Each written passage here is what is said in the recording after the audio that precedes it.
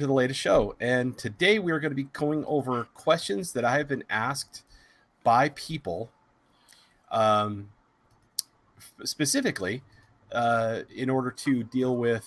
I guess there's this one gentleman who's been asking me questions, which were all about, uh, I guess, trying to understand the metaphysical better, or to see ghosts better, or something like that. He wanted to see them. He didn't believe in them, and so now he's been inundating me with questions.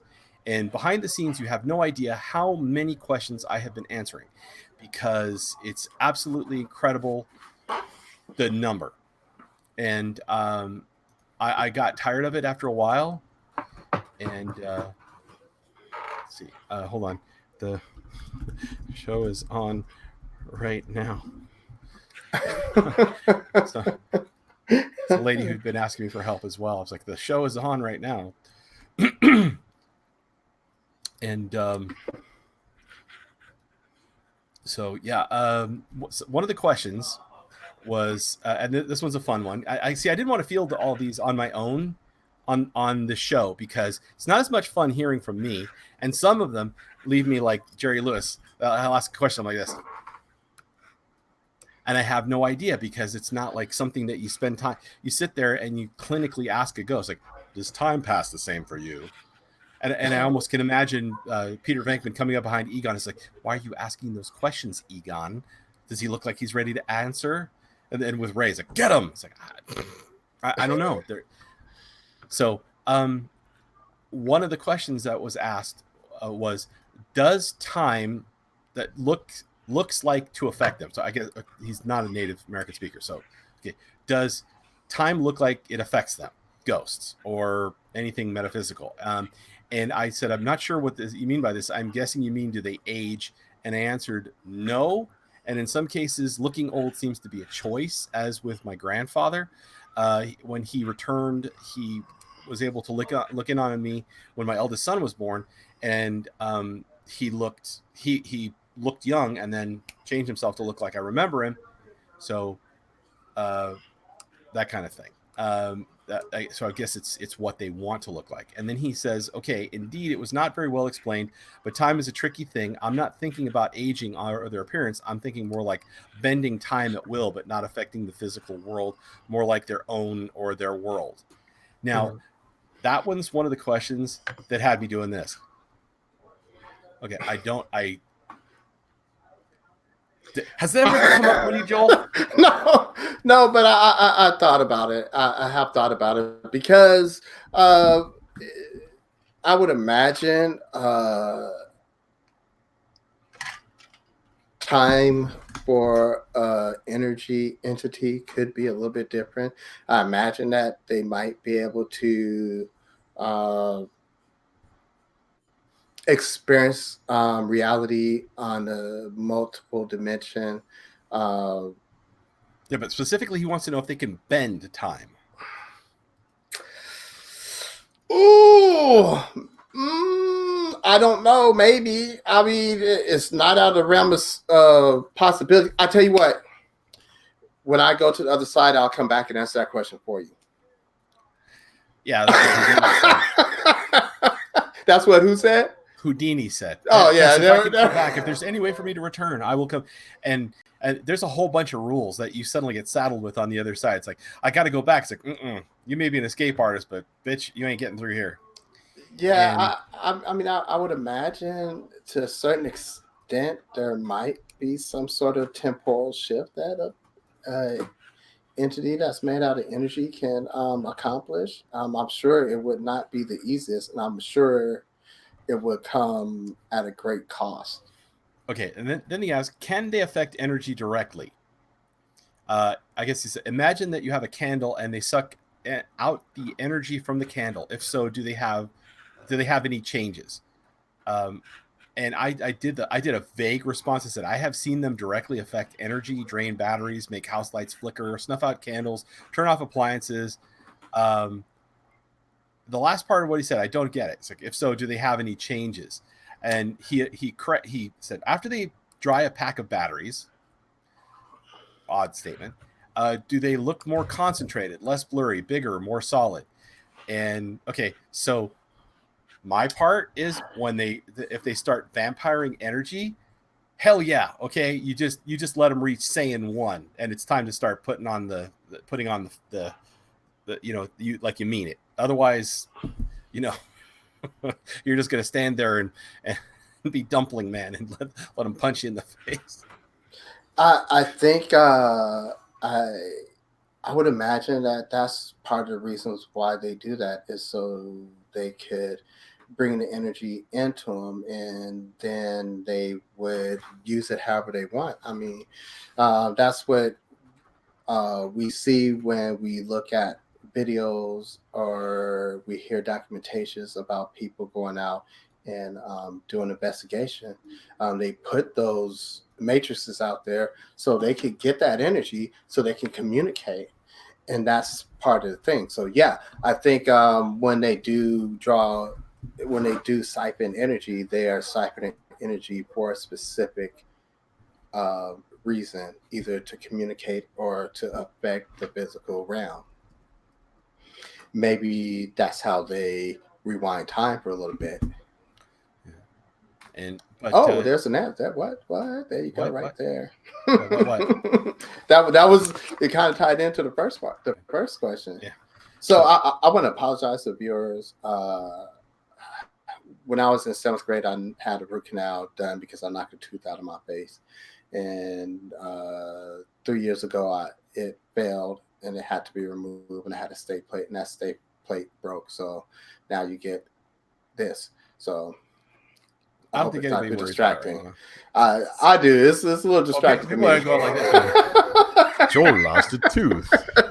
I can't think of anything else but the tooth. They are now. Well, that's because we're making it a big deal. Yeah, make it a big deal, it'll be a big deal. So, true statement. So, next question: is there something not alive which some of them hate when other ones love? I had to respond to this because it's like this question is odd and I don't know how to decipher it. Can you explain it a little bit better? So he sends back, for example, fire creatures hate water. Okay, this doesn't work. It says water creatures love water. That kind of works. Or demons hate religious figures. I have to say, this one comes under you can't make any assumptions, and you have to test the water. We're talking about water here. You have to test the water and see what frequency they dislike the most. Because I've actually come up against things that certain energy they didn't give a damn about. Some iconography, they don't care. The first thing that we ever came across that really was wholeheartedly difficult to deal with, it didn't like a pentacle because that was something that could seal and banish it.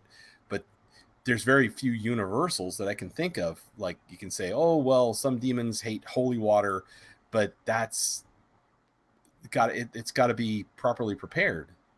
And almost everything runs from frankincense and myrrh if it's not good, because they usually use it.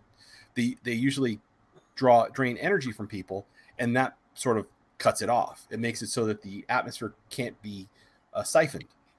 But so now, Joel, I don't know how to drop this one on you any harder because this one's one of those heavy ones. It's like a bowling ball in your lap. So, thanks a lot.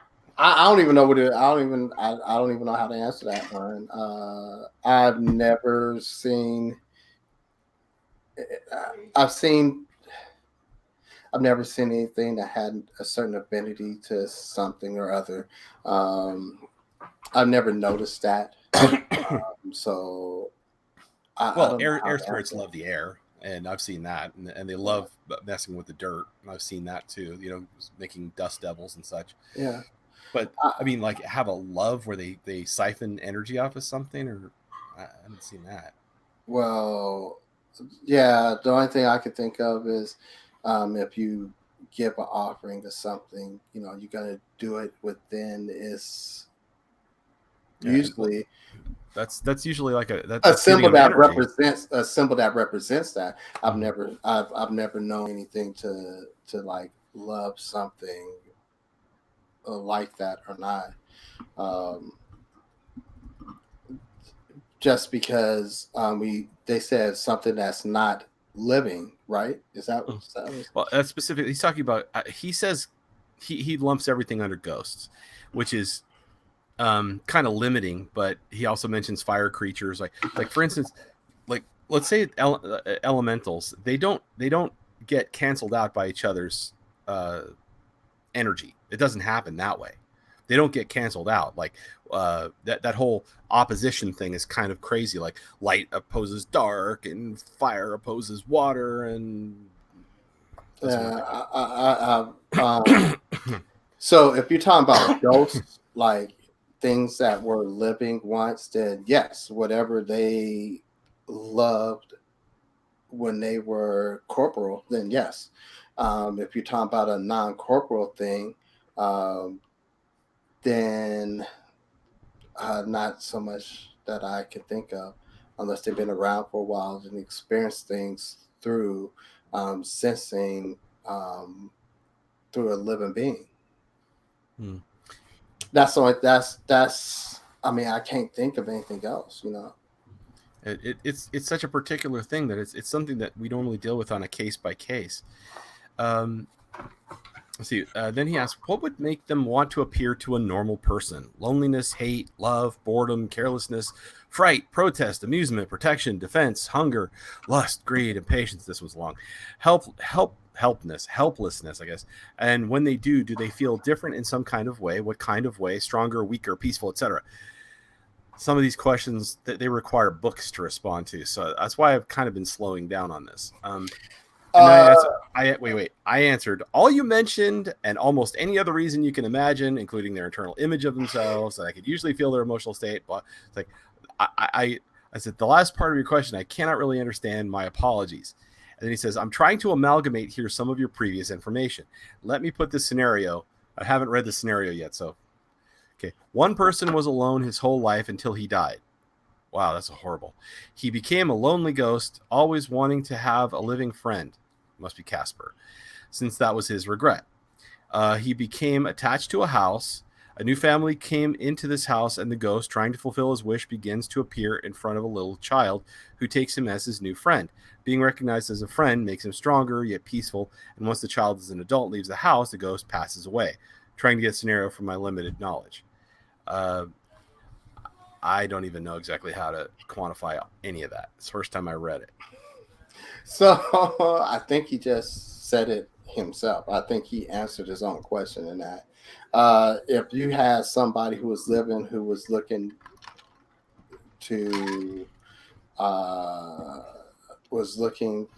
make a human connection when they were living, like I can't imagine like what circumstances that person had to be living in where they were lonely all the time and had no friends. I can't imagine. They must have been in a coma from the time they was born to the time they died. That's the only scenario I can imagine where a person wouldn't make any connections. I mean, I could be wrong, but yeah, I mean that's feasible. Like, really, that is feasible. I mean, there's so much about this that we don't know, that no one really knows about, that you can't quantify. There's no way to experience until you come to it. Those answers, our reality is based off of our perception of the things that we perceive. So that could be a thing. I haven't perceived that. I don't know if, I don't think Sean has perceived that before, just because no matter what I've experienced, people who like spirits that are malignant even have made some sort of human connection at some point. So it's one of those really big existential, post-existential. I don't know. It's very esoteric. It's also keeping in mind that now, for me, I'm the person who gets called in when you need to empty the pool. Okay, there's people who are not, that you don't. Okay, shit Everybody happens, and who are you gonna call? It's like, okay, everybody out, time to go. And it's like, oh, you don't want to leave. This got more fun. And that's me. You want me to, if you need to know the environment, the auras, the energy, the evidence, the background, talk to them if they feel like talking. I can't make them talk. I can't sense stuff off them. That's somebody like Janice. That's her skill set. My skill set is, it's over, little man. We're going now. And that's what I do. So I usually don't stick around to ask, oh, sir, would you please fill out this questionnaire before I proceed to kick your ass? Does it hurt when I do this? That kind of thing, you know. Well, you're Sorry. that part you can do. I mean, Yeah. I probably could get away with that because I'm sorry. The number of occasions for that would have been funny if I'd let off with that. Oh, do wow. that from now on. Oh, that would have been hilarious. That should be a thing from now on, Sean. I'm just saying. Oh, that is really, that is, oh, That I is just cracked great. myself up. that is great, and I think that needs to be a thing from now on. Because most of the stuff that usually happens when they want to come in there, they want to scream at me. Like I'm talking to Jemima at Aisha's house, and all of a sudden there's this dude in a great cloak, French guy, screaming in my ear. You know, right here, I was like, yeah. Pardon me a second, Jemima. Grab him by the throat. It's like, that's rude. That's really rude. Let's step outside. You know, that's my next step. I'm like, because, and I, after I'm done with some of these, my ears are just jangling. It's just horrible. Being highly sensitive, that's one of the things that really bugs me. It's an attempt for a jump scare. I don't get scared. I just get, it's like nails on a chalkboard. Yeah. Oh, it just drives me crazy.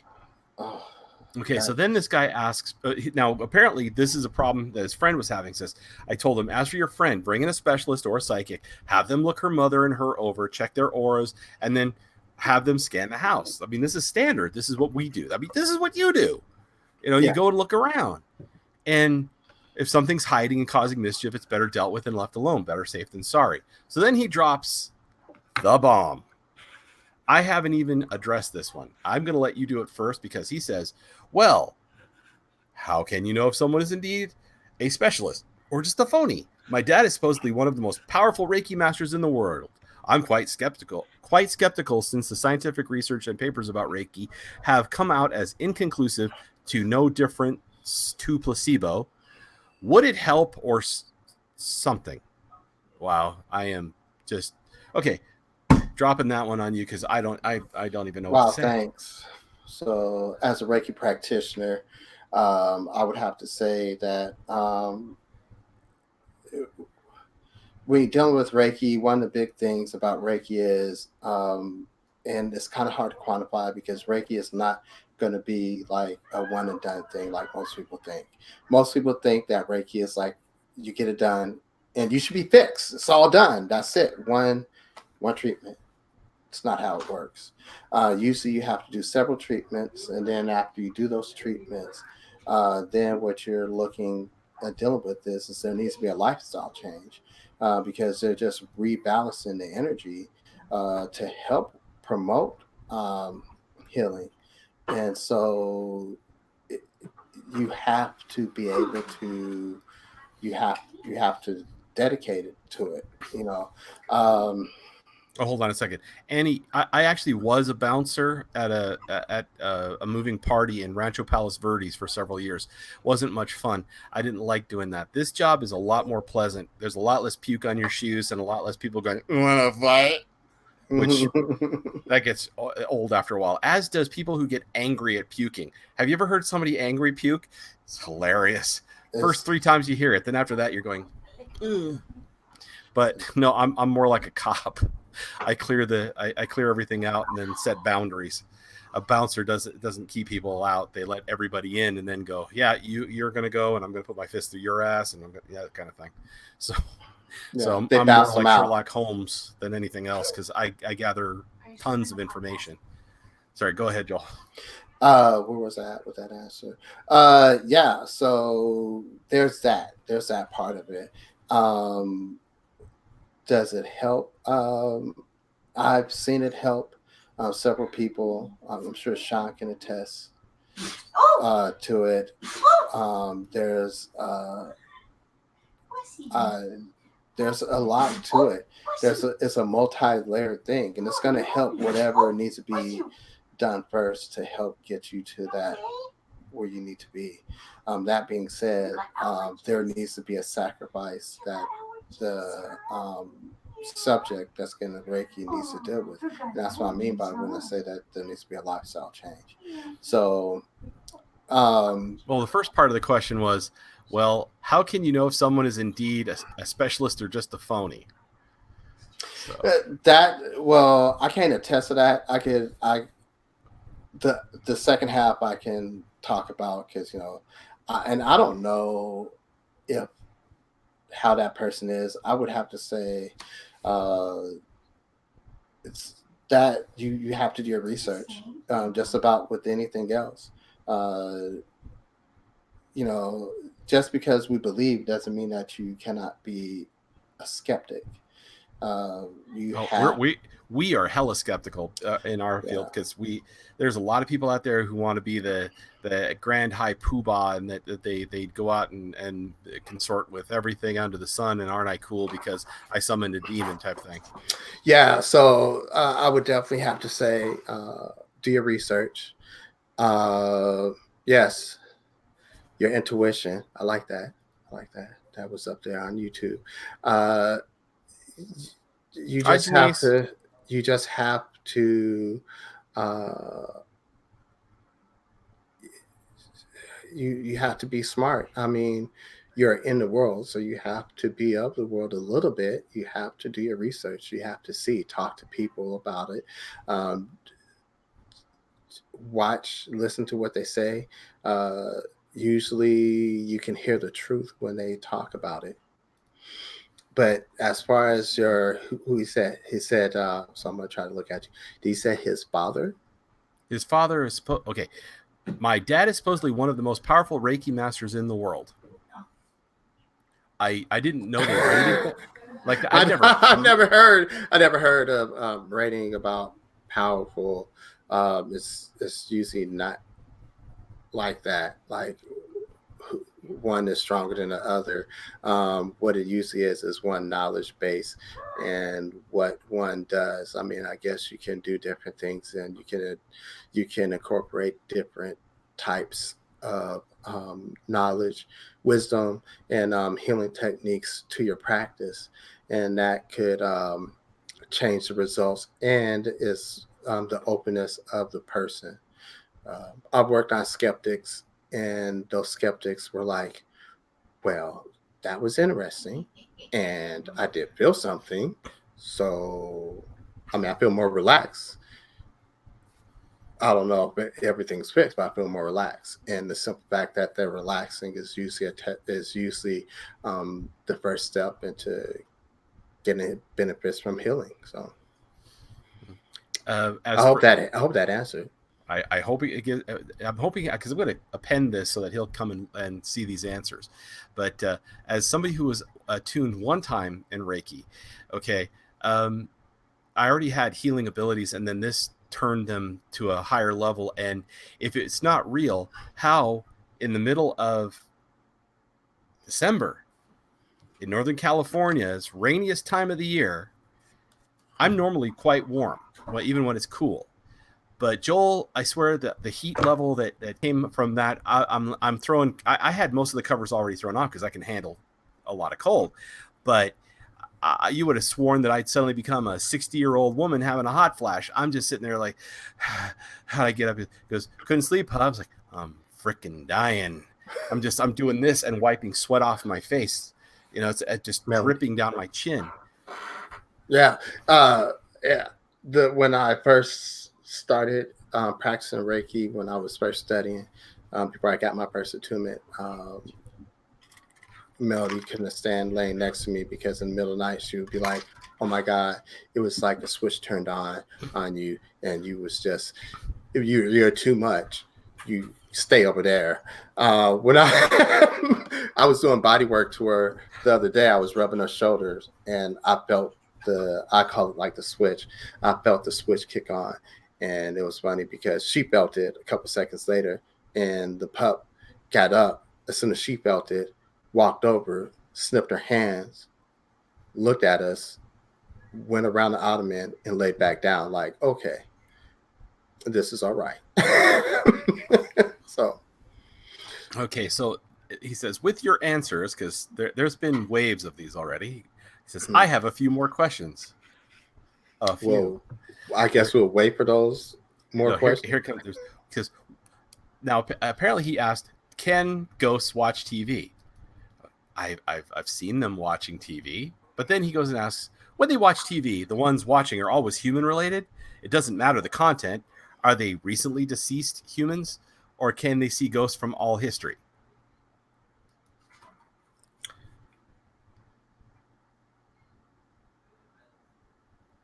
It's a portmanteau. As you unfold it, it just becomes a Gordian knot, and it keeps getting bigger and bigger. I'm not even sure where it went. When they watch TV, and then he puts a semicolon, the ones watching are always human related? That's a question. That's the first part of the question. I've never seen a cat ghost watching TV, but I imagine it could happen. And the only time I ever caught a ghost watching TV was my grandfather when he came in and wondered what we were watching when I was having my son watch Army of Darkness. And he thought it was funny and said, weren't you always afraid of those movies? And I'm like, shh. He wants to know where my boomstick comes from. He's like, oh, okay. And then he goes and sits in the chair. I'm like, no. Let's get into this. Let's okay. Joel just greased up to dive into the channel. Here we go. I don't know where to start, man.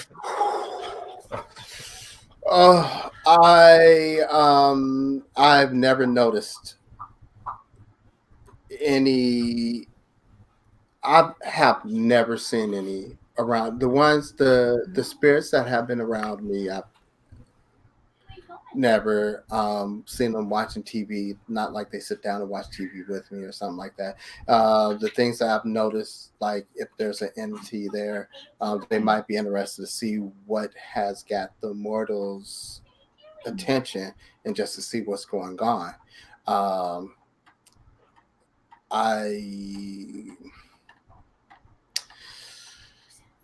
That's yeah, no, I don't even know where to begin with this. I mean, I would imagine if there was a entity that did not know that they were dead, and that was something that they did, and it was like a recent death. I would imagine that would be a thing. Like that sounds reasonable. They will be trying to sit down and watch TV, and so when somebody turns on the TV because they can't interact with the TV with the idiot box, then they would watch the idiot box. When somebody turned the TV on, they would sit on a couch and be like, finally, you finally heard me, and now I got the TV on. But and some of them can change channels. At least I remember that there was some that could literally sit out there and flip the channel. As the machines get more complex, they're less capable of doing it. But now, then he asks, are they recently deceased humans, or can you see ghosts from all history? I'm guessing that this is a completely separate question that shouldn't be a part of any of this. Because I can see any ghost that's still around, and some of them are pretty ancient, including the one that was in this tower that was built out in the middle of the moors. And he looked like he probably predated the damn tower. Because he was a dirty, scruffy dude, and he didn't look like he was wearing clothing that was all that coherent of a fashion statement, if you know what I mean. And he kept on being interested in getting up close to me and looking at me. And I had two choices: jump over the battlements or jump into the courtyard, until my brother and sister decided to put the stupid trap door back open so that I could get down. They didn't even see. Of course, they couldn't see this guy, but they were perfectly happy with me running, trying to get away from him. Yeah, I mean, as long as they're still around, yeah, you could usually see. I mean, that's what some of your most reported hauntings. That's what they are. Yeah. Usually it's someplace historical, a lot like you hear about a lot of historical ones. So um, yeah, there is that. Like the one that Zach Bagans went to some hotel where it was owned by some guy who apparently killed himself, and he was talking about how much of a bastard the guy was. And I kept thinking how hilarious it was that he's in the guy's office and shining him on, and the dude's sitting there in a chair with his feet up on his own desk, and Zach starts to move towards him and suddenly thinks better of it and moves away. And I'm like, I could tell you the reason why you suddenly shifted backwards, Zach, is because this guy's smoking a cigar and looking at you and staring daggers at the side of your head. Probably wishing he could take that cigar and just put it out in his eye. Yeah. And I remember thinking to myself that this is probably going to be one of their worst things that they ever had ever. And yeah, Zach got hurt 3 times. I kept thinking, good. This time it wasn't Aaron. How about how are we doing with this guy's questions? I mean, we're getting close to the end. But they're now single questions. Oh no, I take it back. I didn't scroll down. My bad. We'll probably have to stop soon. He says, being more specific, does radiation or UV lights affect them in some kind of way? I've never seen it. I mean,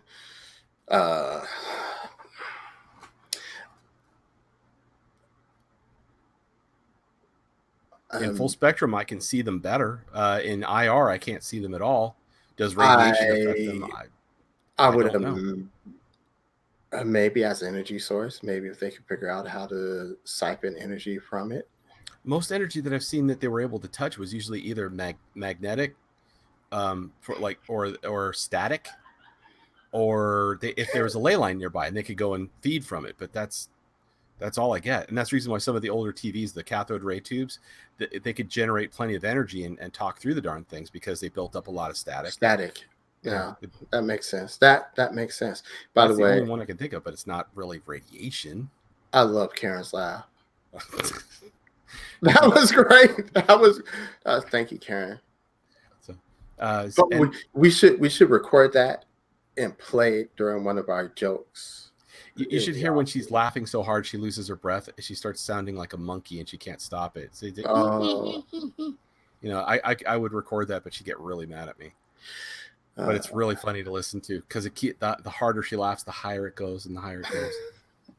Until eventually she's just can't breathe. She's been, like the other night we were doing that until she was purple in the face from laughing. And she said, I can't breathe. And then she hops up because she has to run to the restroom really quick because she's been laughing so hard she's going to tinkle. And it's really cute to watch. It's the best. It's the best. So he says, now, being more specific, so can you vanish them from this existence? He's asking me, can I do that? Yes. That's part of what I do. And that usually ends up being me shoving enough energy against their energy that they dissipate. It's not like let's trap them, throw them in the box, and then that I don't work that way. Some people will move them onto random locations. But for me, it's a matter of I basically burn out their ties to here so that it's gone. And I don't like doing that because I really like them to choose to move on. But this is the ones that don't want to move on. That's what you call me for. The ones that are causing trouble, doing damage, that kind of thing. But go ahead, Joel. No, I was just saying, yes. That was a simple one. Hey. Yeah, that one's pretty simple. The second part, maybe not so much. If so, is there any change in the surroundings? What is the cost? Yes, the energy is cleared. If it brings a heaviness to the area, then there's no heaviness. If it brings like good feelings to it, then it's more balanced. I mean, it's like it will neutralize it. But what is the cost? I have to sleep a couple of extra hours. I may need a drink, a bit of protein. Yeah. Is that what he means? Because it's kind of vague. It's pretty vague. Okay, and then comes the next one, which is, you said some of them absorb or eat other astral beings. no, I didn't say that. I said they'll leave astral. When somebody leaves an astral body, they'll eat that. And that he says, can you elaborate on that? All right. Once again, there's your body, there's your astral body that's inside, then there's your soul, and it resides right about here. And it's a sphere about, well, a little bit bigger, like about that big. And that's pretty much you. That's the essence of you. And when you die, your astral body pops out, your soul should, unless you decide that you want to keep going with this astral body and stay a ghost, should leave. Eventually, if you do leave, but the astral body continues to stay conscious, because it can happen, especially if you were really attached to this life, then that can keep on going, and that astral body can be eaten. Now, I've seen that constantly be absorbed, and it creates an amalgamated person who has attributes from all of what they've eaten. Think of it as like a person with, oh God, I'm going to get this bad. It's not called multiple personalities anymore. Dissociative identity disorder. There you go. Like that. And there'll be one dominant that owns all the others and uses the others as energy and maintenance to continue their existence. And by eating, I mean, literally in some cases, it's either grab a hold of and they assimilate, or they just eat. I've actually watched it in action, and it was very disconcerting. And then years later, I watched Bleach, which is an anime. And apparently they've based that on stuff that is known to psychics in Japan. And guess what they threw in? And that really weirded me out, because I didn't know. I'd never seen it before. And in that scene, I'm watching it for the first time. I was like, oh my God, my hands are in the air. I'm like, oh, wow. Okay. So flashbacks. Let's make it out of the room for a few minutes. It's like, oh, this isn't as graphic and weird, but I didn't expect this from an anime. So sorry, Joel. No, that's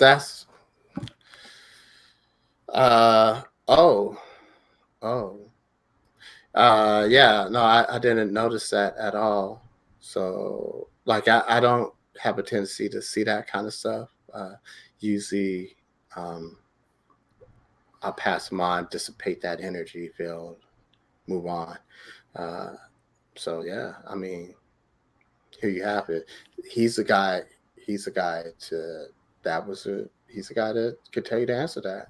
Which there's like a 20-second lag on this thing. The answer you just gave. Oh, okay. Because I didn't know if somebody'd asked a question in the chat room. No. Yeah, and he's asking, is it a feeding the troll? No, Duck. This isn't feeding the trolls. This guy's been asking me questions because he's trying to come up with a scientific way to see ghosts. And it's Janice tried to get in. Yeah, she was in the background, and it didn't work. It didn't.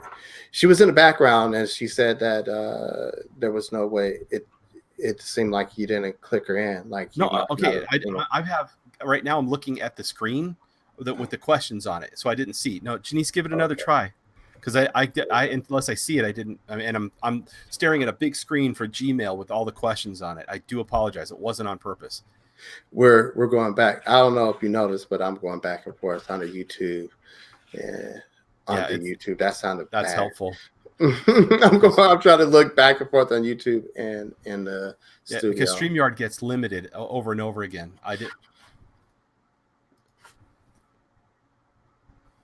Hold on a second. Had to lash my eye. Okay. All right. So the next question was, let's see. You said that you have some guardian spirits. Have you seen them on other people of your direct family? If you have them, contact with them. Also, does anyone else in your family possess abilities similar to yours? If so, which family members are? Very bad, poor English, but go for it. You go and answer. Yes, and yes. Most of my guardian spirits, Sean has guardian spirits. I do too, but I don't really see them going back, but I know back and forth to my family members, but I know that they, whoever's in my general vicinity, especially a family Oh, here she member, is. they get that protection because they know that that person is dear to me. Hi, Janice. Hi. Sorry. Hello. As Hi. far as it goes, all my Hold on. kids, There we all my kids have some sort of ability. Each one's a little bit different, so it's really difficult to say. So yes, and I have 4 kids, so there's that. And my wife has, since we've been together, have become more sensitive. So So same thing for me. Karen used to be not sensitive, and now she can see things and sometimes piggyback. Like if I feel something because I'm sensing it, it'll wash right over her, freak her out. Both my boys have gifts. My son is Trevor just had his first shot of Sixth Sense the other day. He stopped having the dreams, the prophetic dreams about what's coming, and then he had the Sixth Sense that that frisson that goes down your spine, and something's coming. I'm like, oh, cool. And I was like, so you don't have to go through hell to get this. And I wanted to tell just like, Joel, you don't have to be thrown into a war zone. Nice. And just the other day, I was actually looking at my because Barbara wanted to do my my astrological chart. Mm-hmm. Did you know that I was born 2 blocks from that apartment complex that we first? No. Yes. No, stop it. Yes. Shut the fuck up. Yes. Excuse my language, but 2 blocks. 2. Shut the fuck up. Swear to God. 2 blocks. Nah, son. I'm done. I'm out. That's just 2 blocks. I'm looking at it. I'm looking at the address on my on the birth certificate. I'm like, Gravilla. I was borderline Gravilla.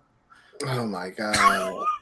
Like, Joel, I gotta tell you, and it's all the stuff I had going on last week. It just pushed it to the rear because of all the stuff, all the things I'm going through with Barbara, and it sat on the back burner until just right now. It just bubbled up and said hello.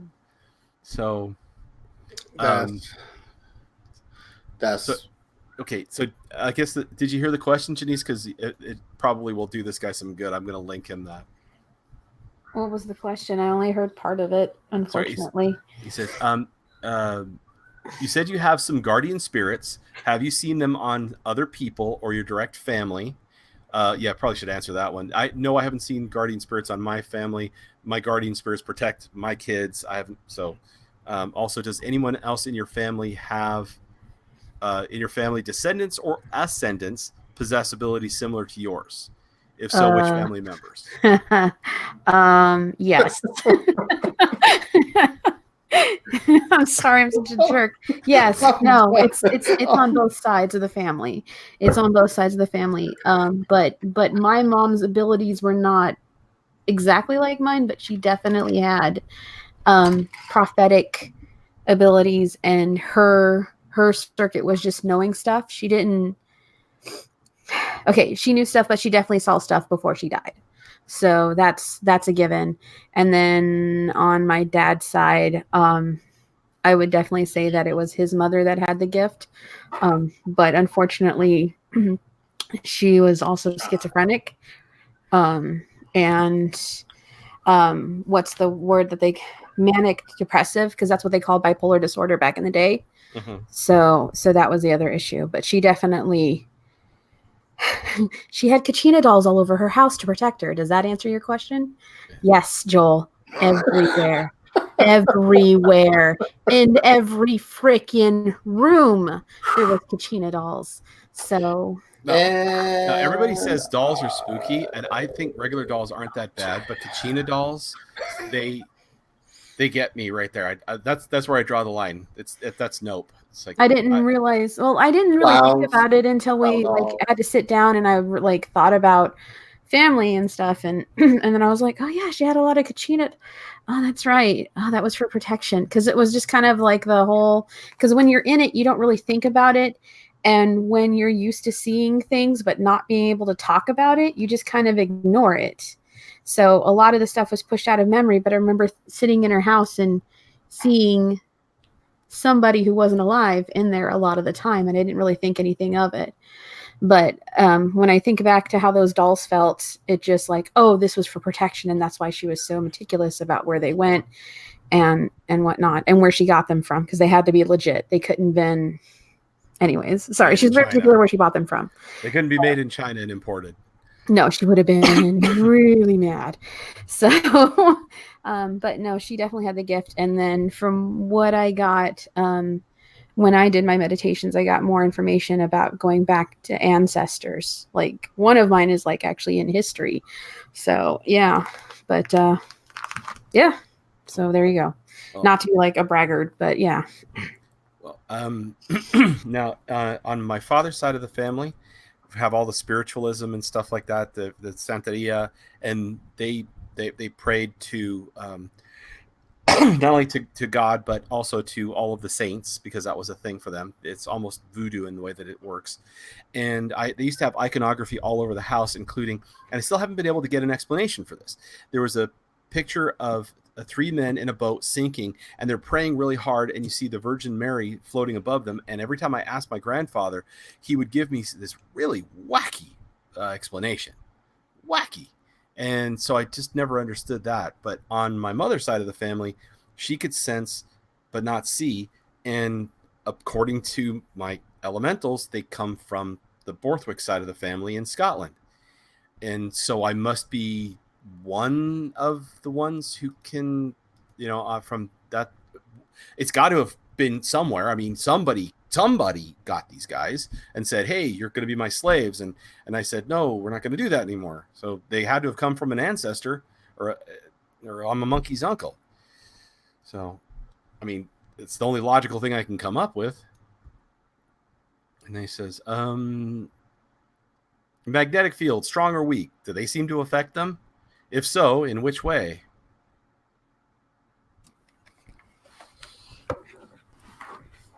Okay, I'm back. Welcome I missed back. that question. I had to step out for a second. Okay, what was the question? Magnetic fields, strong or weak, seem to affect them? If so, in which way? Strong magnetic fields usually is an easy source of energy for them. Weak. I've actually found that combining that when dealing with them, combining magnetic energy with light energy usually causes them the most disruption. There you go. That's kind of like overloading them. Yeah, it causes them to dissipate more. I mean, where a straight magnetic field doesn't seem to do much to them, a combination of them does. But like if we're talking one that's generated by a big magnet, like a Gauss machine, no, I don't know. Well, but they're also like, they go haywire when there's a lot of electricity in the air, like just before a thunderstorm. Please tell me that you guys have noticed this. Yeah. They actually get a little more active, but that's not magnetic. No. It's static.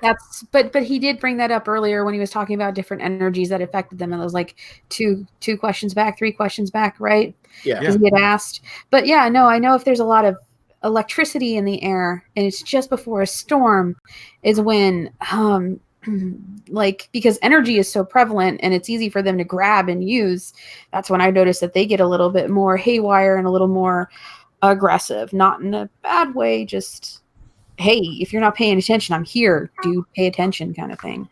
So other ones will get more aggressive, like pushing and other stuff, but it just depends on the being. Okay, and then this is a question which I can only answer once, that I've seen a change of this kind. Can they change sides from good to evil or something like that? And if they do, is there any change in their appearance? Janice first, I guess, because What? Why you got to put the medium on the spot? Like, why? I want to do it in reverse order, but if you want me to do it first. No, it's cool. Yeah, it is possible. It's sorry. No, it's totally possible. It's just all dependent on them. Honestly, like it's dependent on them, and if they really want to make amends, try to make themselves better, if they're willing to work on themselves, it's no different than a person. um so yeah, I have seen the shift, I have seen the change, and I've even seen the change firsthand from somebody passing on that was here and going over there. And for crying out loud, my mom was an alcoholic and she was an abusive person, and there was a lot of things that went with her. And my mom was possessed for like the last 4 years of her life. So seeing her work with other mediums on the other side, and her shifting, and her becoming more prevalent and looking more like herself and less foggy, less gray. Yeah, it is totally possible. Not just using her as an example, there have been other beings that I've seen do the same thing. So yeah, but it's totally possible for them to change. I've never seen somebody who's been good and has stayed good on the other side decide to all of a sudden, after 3 years of being good, to turn evil. I've never seen that happen before after they've passed over. Yeah. Have you? No, I haven't. No, like that's the only one that I haven't seen happen. It's just normally people that are good, that present themselves as good on the other side. Normally they just keep doing all of the work that's necessary to help them, level up or whatever it is. I'm trying to keep this ice pack to a minimum with the rustling. Sorry, guys. Okay. If you still have any of the oil, I'll send you a bottle. It's okay. But yeah, it's just, but I have seen people that were not, because I don't know, like I just think of it as a person that just made really bad decisions or poor decisions. I don't like to think of people as like actual bad. It's just, oh, you did a lot of stupid stuff, and decided to not, like be moral. I don't know. Anyway, sorry, go ahead. Your turn, Joel. No, I have never seen anybody go from good to bad. Yeah. Well, the other direction. I mean, if they're the other direction, yeah. I mean, if you could reason, if it's has intelligence, you can reason with it. Yeah, it's possible. There was a question. That Annie possessed. Yeah. Do you want to answer that, or do you want to finish? Yeah, because I really prefer not answering this guy's questions for every one of these. I do appreciate if you guys have questions, throw them in there. Sorry, I just read the question. Sorry, go ahead. Well, this one's more up Janice's alley. Why don't we let her answer? I could answer. Can I answer this let first? Joel do the thing. And then we're gonna let you answer it, Janice. That's how this is happening. Just to let you know. No problem. So, if I'm just like walking through a crowd, I've never been like moved to like just be like, hey,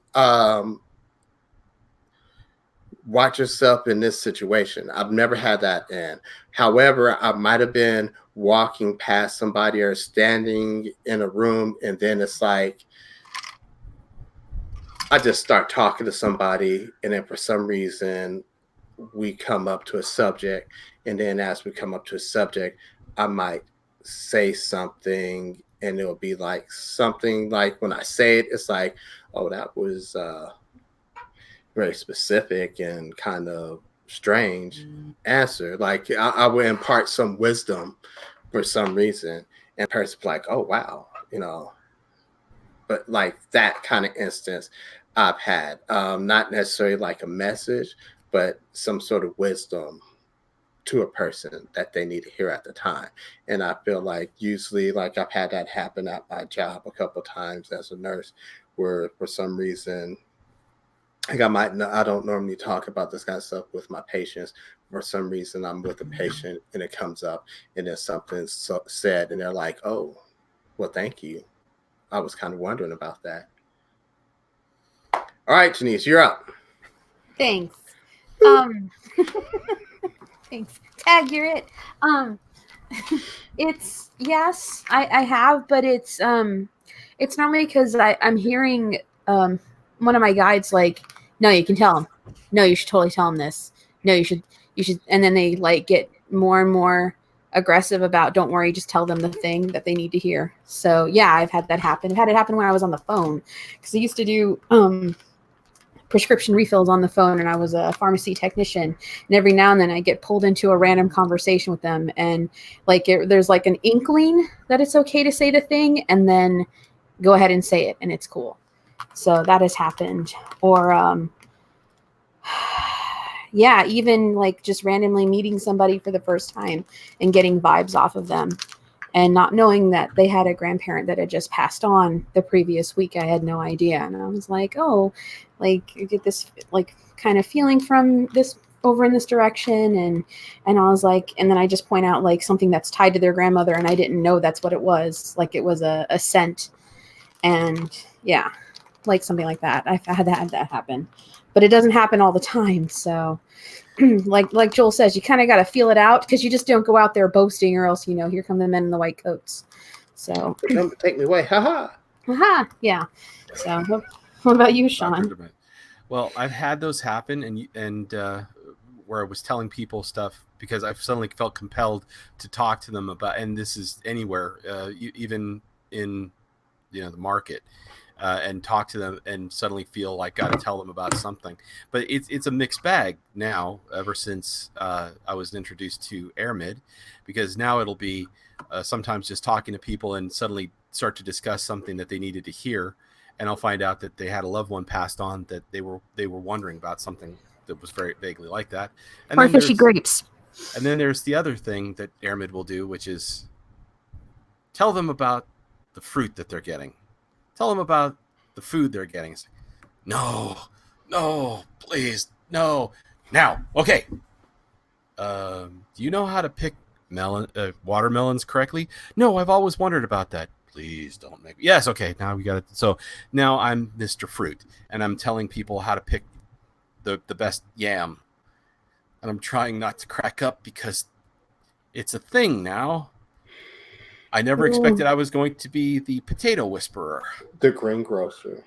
And what herbs usually, telling people what herbs they need, or if I'm walking down the vitamin aisle and I'll see people looking, and she'll go, stop. There's somebody there, they're really lost, and you need to say, no, okay. And then I usually start answering health questions so they know how to make better decisions. And it's like, I don't want to do it. And then I end up having to. That's pretty great. I know, and you want to sense how this happens, because you want to be around when I do this, because you're going to reproduce this so that you can pick better produce for your family. And AirMid's like, okay, let's see what he gets. Because mostly what you're going to see is a lot of me doing this. Yeah. Oh, God. Because if I start talking, the last time I started talking to myself, I realized I was talking out loud, and people are going, people are seeing that I'm like, okay, wow, they do smell like tuna. All of a sudden, everybody's bringing their grapes back, and they're putting them back, and I'm standing right in front of things. It's a tidal wave of grapes coming at me, and I have to get the hell out of there. That's great.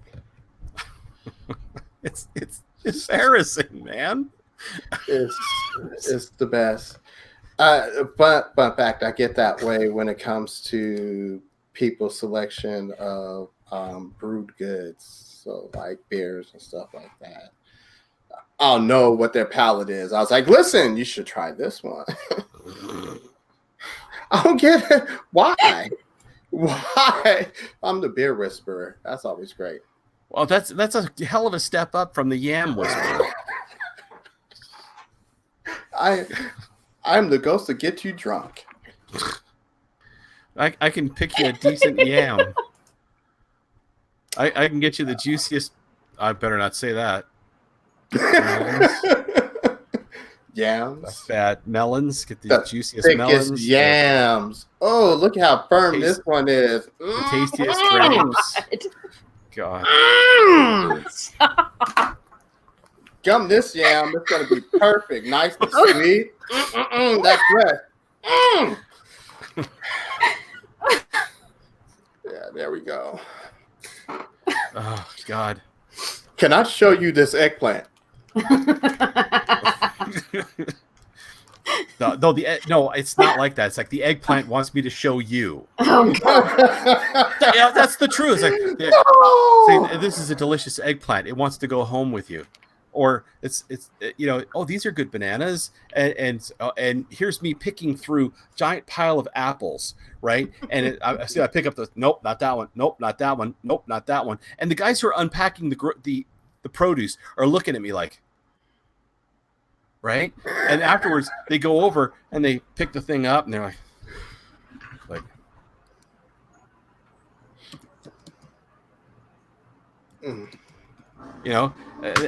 Acting like I'm crazy or something. Yes. I get it. This is the side of being gifted that most people don't know, is the comedy value involved. It's how crazy you look, but not really. It's the sad part. Yeah. Because you're not talking to yourself. That's the sad thing. Like, it looks like you're talking to yourself, but you're not. We understand what we're doing, but nobody else around. It's like totally out of context because they can't hear the voices in your head. Yeah, I go outside and Right? and I go outside in my backyard and I'm looking how all the grass is growing, and I realize it's like, wait, nobody has been watering up to Dill, and I go, Dill, are you still here? He's like, yeah, I'm still here. Nobody else can hear Dill. I'm like, Dill, are you, wow, nobody's been watering you. That's okay. I'll be back next year. That makes me feel really bad. Oh, it's okay. And so I water him. And you might want to give some to Oregano. Nobody's been giving him any. And I look, and Oregano doesn't talk to me. Oregano's looking bad. He probably blames me. I go and I water Oregano's and give Oregano lots of water. It's like, you still never talk to me. You're one of these days you're going to talk to me. That's crazy. That sounds crazy. And day, when that day comes, you're going to be like, oh, please, Oregano. It's too much. That whole thing sounds nuts. Just like one, and I'm literally saying this, right? So, yeah, and my son is doing his math work with our roommate with the window open, and I didn't notice that they'd come over and they had their faces pushed against the screen, looking out at me like this and watching what I was doing. And when I'm finished watering Oregano, I was like, "You're gonna."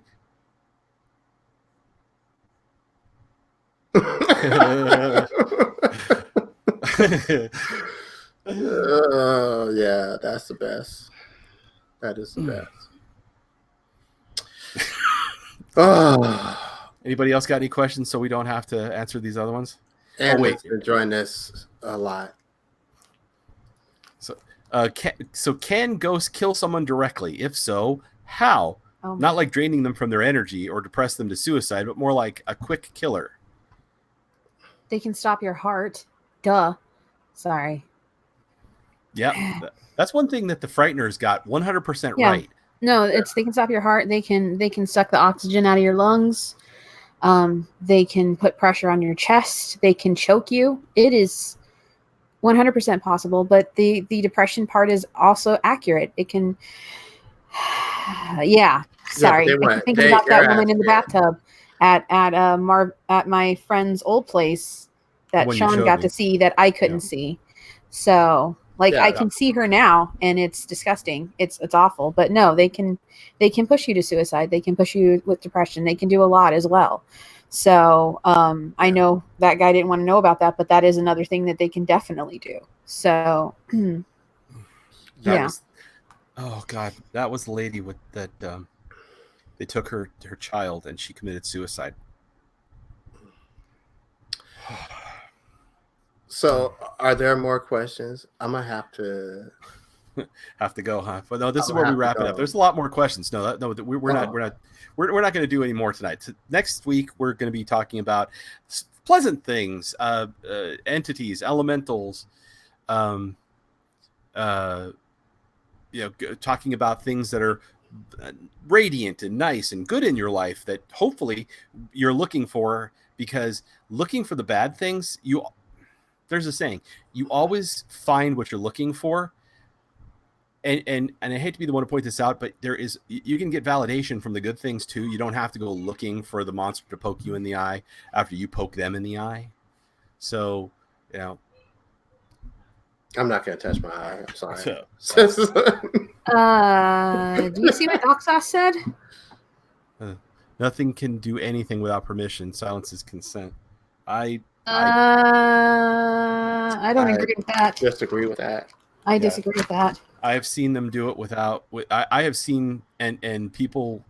I've seen people pray at their freaking rosary, doing Hail Marys constantly, and still stuff happens to them. Yeah. So no, that is incorrect. Sorry, not trying to be mean or attacking, but that's not consent. And I've seen people say that they've told them these things. You don't have permission. Get out of my house. Go away.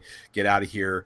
And then those are the people who usually call me because they've done all that. Aisha was the first one. Yeah. Okay. And Janice has experience with that flipping mirror. And it wasn't like she said, "Hey, mirror, bring it on." It was going back like 3 generations. So I didn't know what was going on with the mirror. The only thing I knew is that I needed to cover it up at night. It made me uncomfortable. That was all that I could pick up from that. So yeah. But I will acknowledge that boundaries do prevent quite a bit. Having boundaries up is good, but yeah. Okay. We didn't say that. We didn't say that silence isn't consent. That's not what we're talking about. We're just saying that things can do things against your consent, against you. If it is sentient, then yeah. I mean, if it has free will, it'll do what it want to do, even if you says no. Okay, well, that's a great place to leave it. So next week we're going to be doing some positive stuff. So if you like what you see here, like, comment, share, subscribe, share with your friends. Duck Sauce, by the way, you said you shared your battle.net thing with me. I didn't see it anywhere. Look me up on World of Warcraft so that I can get you on battle.net. Okay, man. And thank you again, Aisha. She sent another contribution to the channel, which was much needed. Thank you, because I just got through losing a phone, so we had to get a new one. Thank you all. Love you all. Stay blessed until next we meet, everybody. And